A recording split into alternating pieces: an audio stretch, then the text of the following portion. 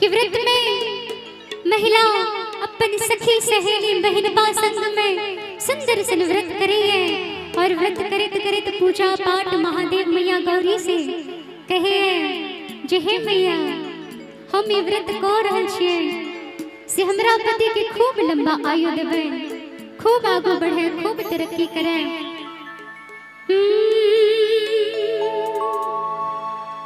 कि सखी सहेली मिलकर गा रहे बड़े प्यारे से भाव में क्या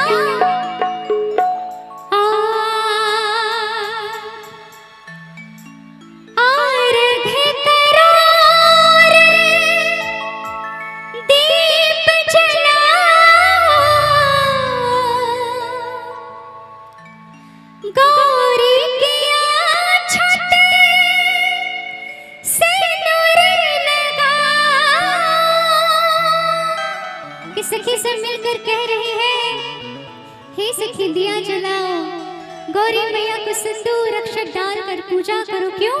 क्योंकि के गाओ गाओ सखी मंगल की,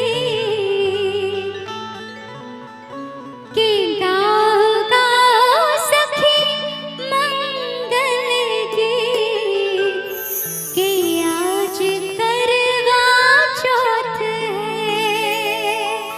करवा चौथ कि आज करवा चौथ है ना, वैसे भी 2 दिन बाद है तो आज ही मना लेते हैं। कैसे? आइए म्यूजिक के साथ आइए 1 2 3 4 ओहो